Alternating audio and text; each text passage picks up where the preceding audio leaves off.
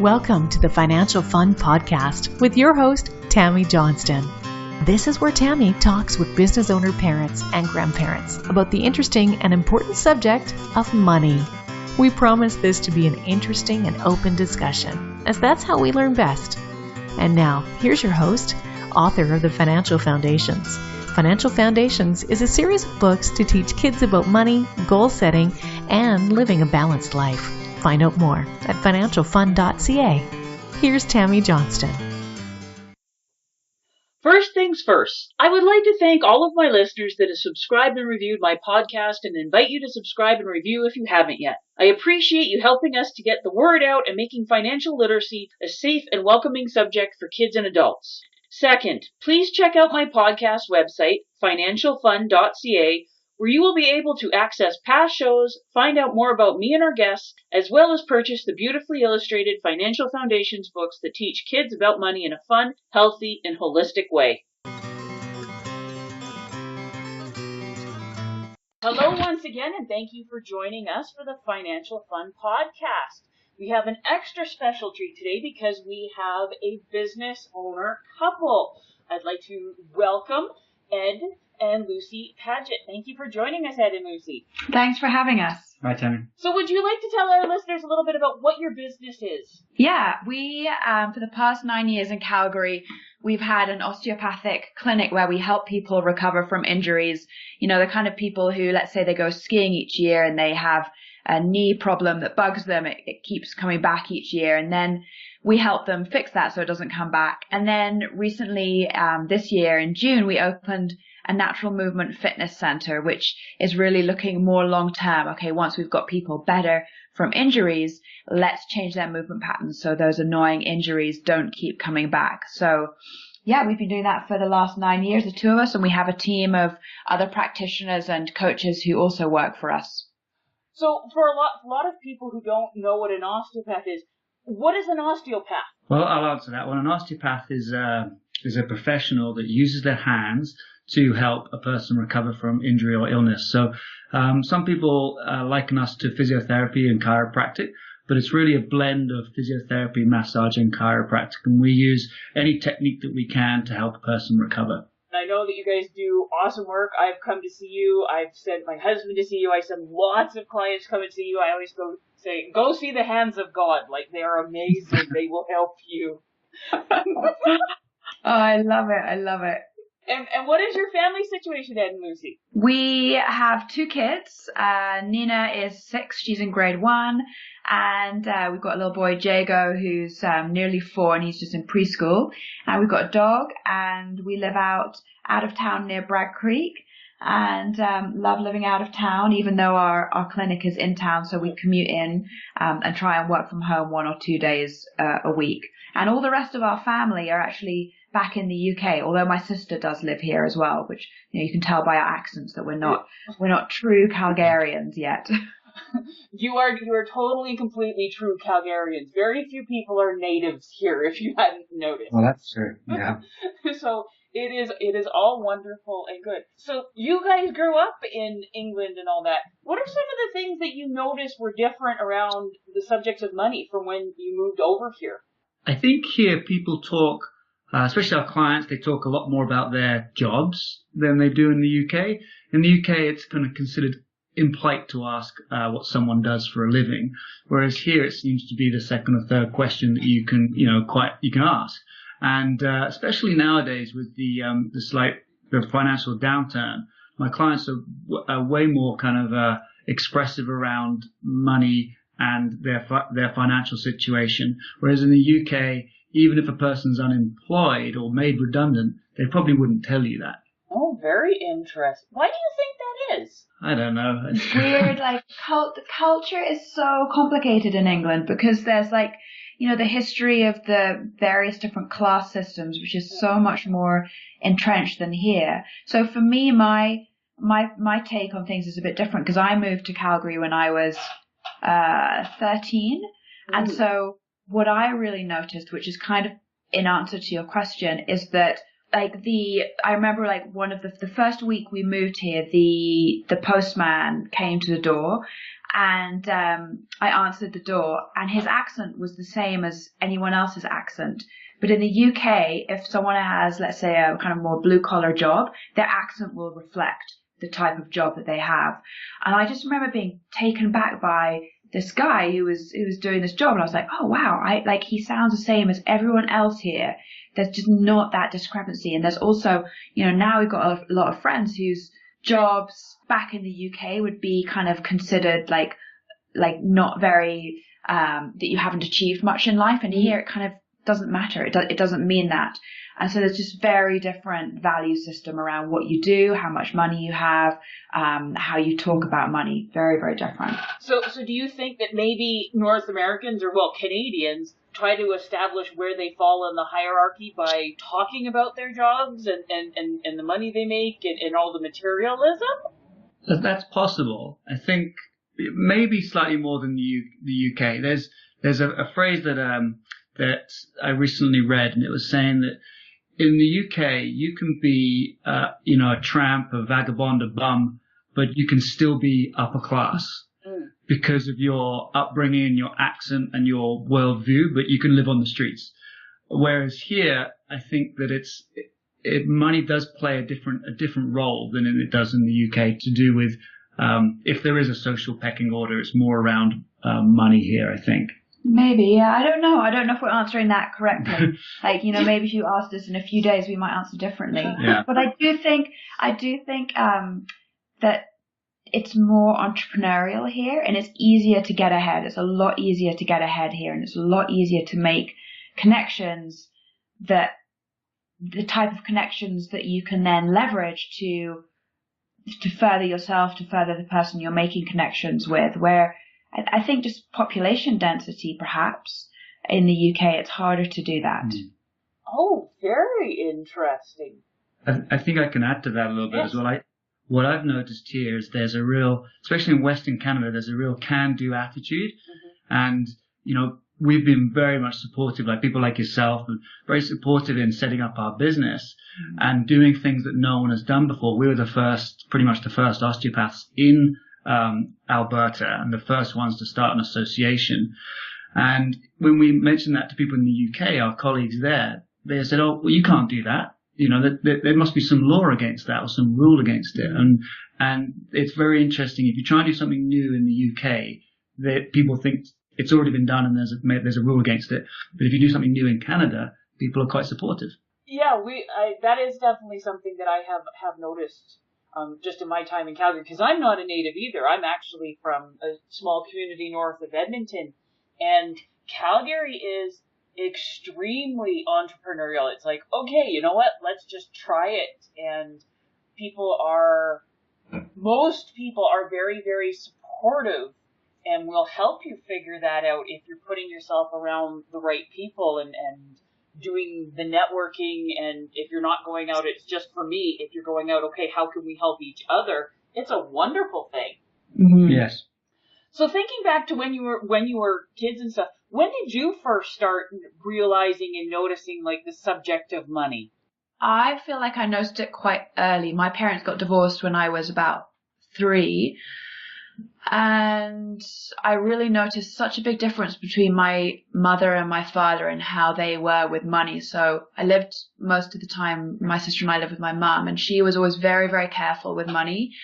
And there wasn't a lot extra. So if we got a gift, if we got, or if we wanted something like a book, or I needed a new pair of shoes, we would wait until it was Christmas or a birthday. So everything held a lot more value, in that sense of waiting for things. And then with my dad, he just was freer around money. So my mom would worry about money. She would talk about it. There was a real sense of oh, we have to be careful and not spend too much.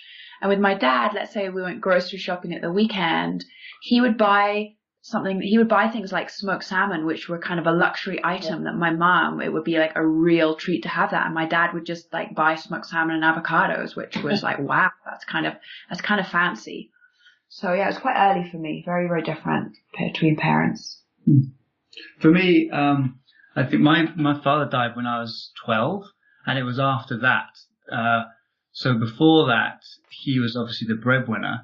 And then after that, he set some money aside for my education. And he wanted me to go to a private school. But we couldn't afford the whole private school if the tuition fees increased every year, which is what they generally do. Yeah.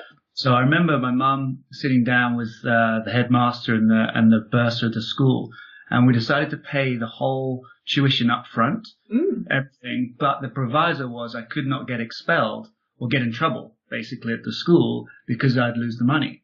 Or my family would lose the money. So my mum sat me down and said, right, this is very important. And that was a big lesson for me around, my father earning that money, saving it, putting it aside, and then it became my responsibility not to lose it. Yeah, but you broke every rule in the school. That's amazing.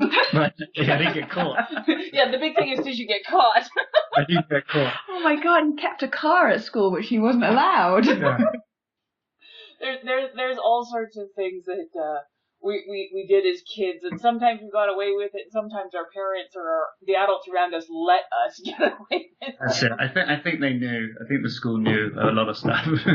Well, your kids are getting into the wonderful, fun question stage. What are some of the questions that your kids are now asking, or comments that they're making around the subject? Yeah, the money thing is, the younger one, Jago, he's 4. He hasn't kind of cottoned onto it or hasn't got a concept of it yet.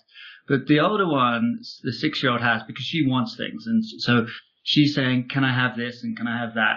And then when we say, well, if you do some chores or something, then we can give you some pocket money, and then that pocket money can go towards the thing you want to buy. Then it's interesting. She's like, well, why don't I just open your wallet, Daddy? Or, why don't you just get it? And then we explain to her the kind of the cycle. Well, it comes from work, and then the work goes into the bank account, and so on. And so she's getting the idea. But just recently we gave her a nice lesson, which was she wanted some toys or something for one of her dolls. And so we asked her to separate out all the recycling so that we can get some money for bringing back the bottles and the cartons, which she did. And then we drove her to the recycling place, and she helped sort it all out. And then she got the money, and then she could buy it. And we gave her the choice as whether she could save that money, and maybe we'll give her a little bit more, or spend that money. And she chose to spend it, which is fine. She wanted something. But that was a good lesson for her, we thought. Mm-hmm. Yeah. The other day I was in Superstore with her, and she really wanted a Monster High doll. And so she has like a wallet full of money, but it's full of coins, and the coins are from like the other currencies. So there's Filipino money in there, there's some Spanish, and there's like a whole bunch of like pre-Euro money in there as well. So but she just thinks that's money. And so she's like, Mommy, I will pay you back for this. And I ended up getting her this doll, and she twisted my arm. And then we got home. I was like, okay, well, let's see what you've got. And she didn't have any money she could actually give me, but she didn't have a sense of that. She didn't have a sense of like the different currencies. So that's kind of new and different. Well, that's a wonderful opportunity, because yes, it's like, how do you explain the difference between, like, even just the difference between Canadian money and American money? Yeah, it looks different, but just the fluctuations in what it's worth. I remember going down to Vegas with my husband, I think it was like 2010, when our dollar was like trading at $1.10. And now if you go down, our dollar is trading at like 72 cents. So how can there be such wild fluctuations, let alone, well, these are all quarters, Mom? Yeah, exactly, yeah.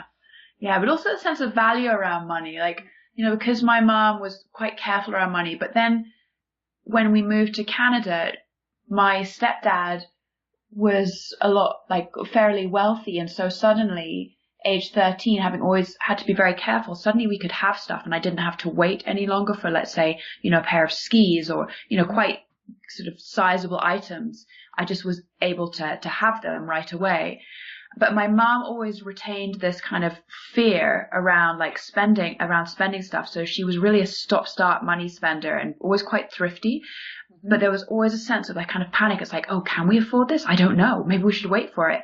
And so it's interesting now having kids. It's like, well, God, what is a healthier way to have around money to teach them? So being in the store with Nina, thinking, God, do I just give her the doll? Do I Do I explain that there's money associated with that? Do I make her wait? And so all these questions that I don't have the answers to because of how I was brought up and kind of the changing attitudes around money are now coming up for us with our kids that I'm trying to figure out.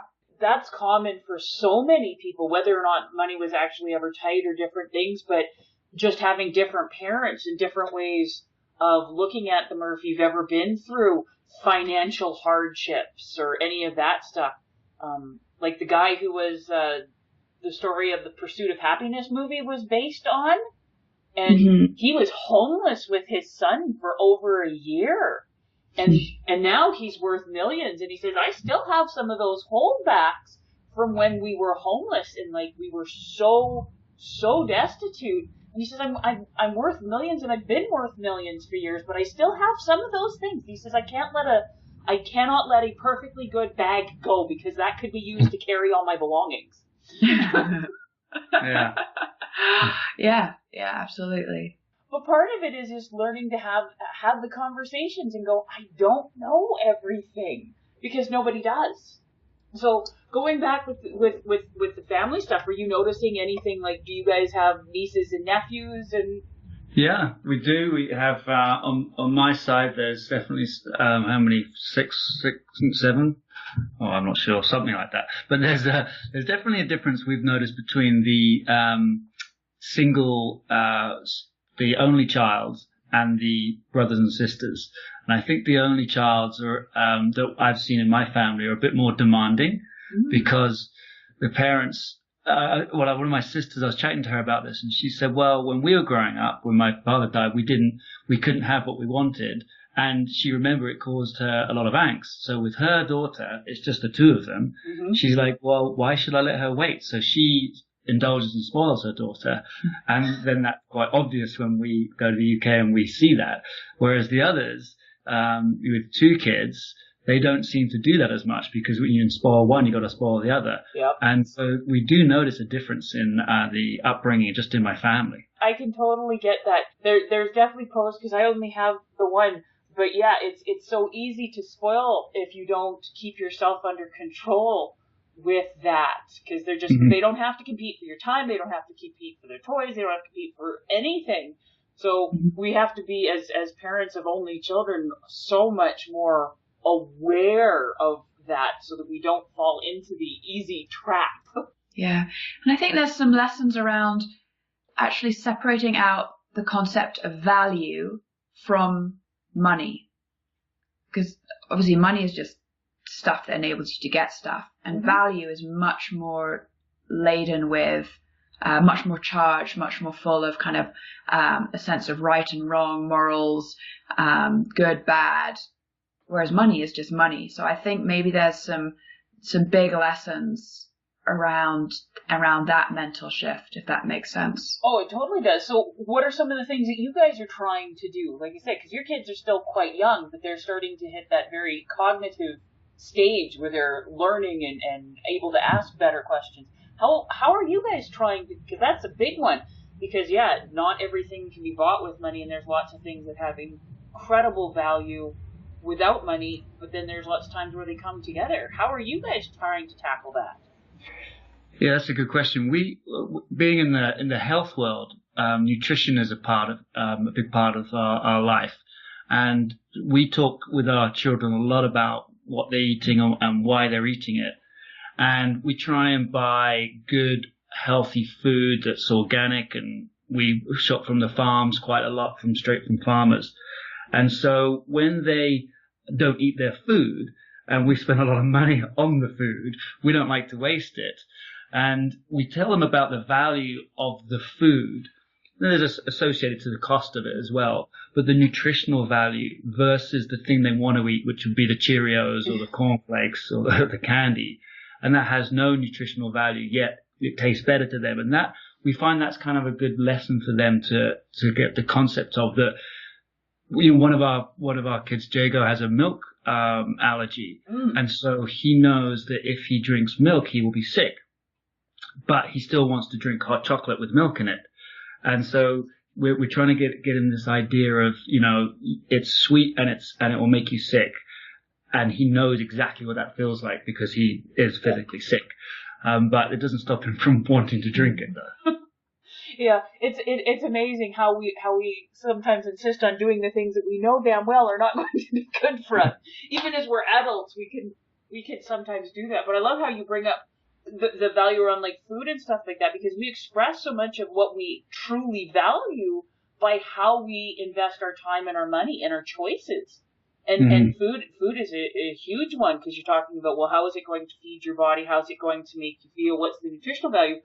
But one of the things that I'm working with my daughter and teaching down the line is, okay, yes, you can get away for eating a little bit of junk food, but the more that you eat and the less that you're taking in like the good, healthy, high nutrient foods, that's going to have very serious consequences as you get older and down the line, because that just builds up. And how are you choosing to take care of yourself, and what are you valuing? I'd really like down the road in the next year, 2 years, 3 years, I'd like for us to get a little bit more land than we have, and so that we can get chickens. And I would love our kids to have their own little businesses, you know, like maybe one of them gets interested in selling the eggs if we have surplus eggs, so that they have an ability to have, you know, a little mini business, micro business, kind of early on. And the lessons or stories I've heard around that, there's a farmer, Joel Salatin, down in the States, who's quite famous, and he tells stories about how all of his kids have had their own businesses, and he is just his hands off with it. He's like, okay, you know, I let them be 100% in charge. If they make mistakes, they make mistakes, because it has to be their own little business. And then and another friend of mine in Calgary, her son, he's probably about 10, I think. He goes around and he knocks on his neighbors' doors and gets some money for shoveling snow, and then he recycles all the bottles and stuff in their house. And he's made enough money to buy a really fancy bike for himself. And then another client of mine, her two kids actually raised a cow and then sold the cow for beef, and they got the money for that. And I really like these early lessons of children having their own little businesses and getting their own money. And I think, you know, part of the kind of allure of that is that I always really wanted my own money when I was little. Like, I wanted my mom to give me like a weekly allowance so that I could budget, I could buy my own toothpaste. And she never let me have that. She was like, no, why? I don't want to do that. Yeah. I feel there's some really good lessons in that, so I'd like to do that for our kids. Buying your own toothpaste. I wanted to buy my own toothpaste. I don't know why, but I wanted to buy my own toothpaste. All right. I'll remember that. We have our own thing, and kids are such natural little entrepreneurs. Like, they are the built-in salespeople, because they're just they're so charming and sweet, and they don't get deterred by the no, and they're willing to learn. And it's, yes, I love that. One of the businesses I really liked learning about was Kidco, that was started by an 11-year-old boy and his 13-year-old sister. And now it's a huge, gigantic international company. And it was literally started by two, basically, preteens. And they did great. They actually started out, they lived not far from a stable. And what they did is they offered to, they asked for the job for cleaning out the stables. And then what they did is they turned around and sold the manure and stuff to landscaping companies. That's great. Brilliant. That's great. Yeah. And I like that, the cycle of things as well. Like, if we do get chickens, it will be explaining to the kids about their food and where their food comes from, the scraps, and then how that turns back into food. But you can make some money in there as well. And I think that sounds a little bit like the beginnings at Kidco. You know, they figured out there was a cycle behind it. Yeah. And one of the other big lessons as adults we get to learn is and having our own business is profit. Like, profit is so full of negative connotations, but it's such an awesome thing, because with profit, you get to do cool shit. You know, you get to reinvest it and do really great stuff with it. And that's something that, you know, the little early lessons of what money can buy you, what you can do with money. Well, how much cooler if we can actually, well, I suppose we'd have to step back, but if the kids have surplus money, you know, looking at concepts around reinvestment and growth and leveraging as well, like, that would be really, really exciting if we can bring that into our kids' early lessons, because we didn't get those lessons until just this last 10 years. There was never a profit for us until recently. Oh, I'm sure they will get the lesson and all that stuff, because they're open for learning. And as I teach people all the time, if you don't have profit, you don't have a business. Yeah. That's so true. Yeah. We find that in the health space so many times where people look at what we're doing and they say, well, you know, you're obviously making a profit, and they say that in a bad way. And I say, well, what are you doing? They say, well, I'm just paying myself. I'm an honest, whatever therapist, and I'm taking a little bit of money for my own living. But you're broke and unhappy. Yeah, the years go by and nothing changes, and we've managed to make what was at one point, I think that we were told it was the biggest clinic in Canada, osteopathic clinic, and we've attached onto that our movement center, and that's all because of profit. Yeah, the natural movement center we've created is purely because we had profit over the last 10 years that we've now been able to reinvest to build this beautiful, amazing, awesome fitness center. Yeah, and I like how you said, a lot of people think profit and all this. We have a very conflicted society in the fact that we all want more things, and we want to travel, and we want the money and stuff. But then when we talk about, okay, properly charging for what we do or making profit, then people are afraid and they pull back, and then they wonder why they never get the things that they want or able to help more people and stuff, because they're going, you have no money, you can't do anything. And people really need to get over that. You guys are, and why do you guys have the profit? Because you are amazing at what you do and how you help the people. You have fairly and justly earned your profit. You don't lie, you don't cheat, you don't steal. Why should you have any problem whatsoever making lots of profit? And that's the part that so many people don't get. Like you said, if you're doing a good business and you're helping people, you should be making lots of profit, because then you're able to, like you said, open up the natural movement center, where if you didn't have the profit, you couldn't do that. Exactly, and we can help more people, and on and on. Exactly. Yeah.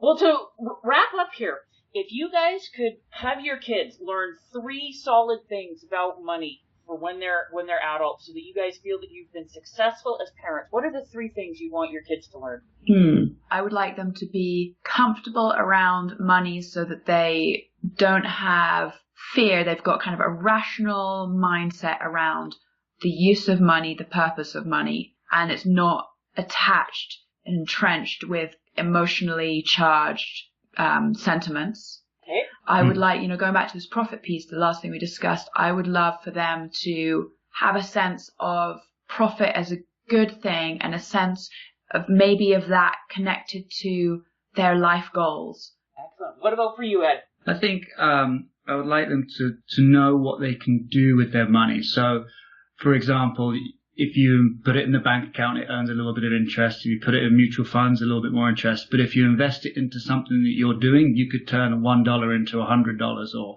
$100 into, infinite, but $1,000. And so just to have an idea, for them have an idea of how powerful it is when you get the money to work for you in the right ways. Oh, excellent lessons. So thank you very much for joining us. This was an excellent conversation that I know will help many people. Thank you so much, Tammy. Have a wonderful day. Okay, you too. Bye-bye.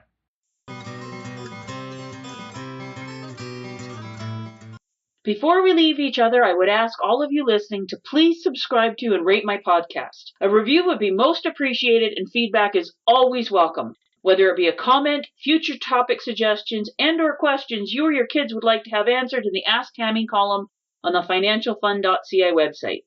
Please feel free to check me out on Facebook at Financial Foundation's Children's Books, on Twitter at Financial Fund, and Instagram at financial.fun. Thank you for joining us for this episode of the Financial Fund Podcast. Join Tammy Johnston again next week. For more information, please visit financialfund.ca.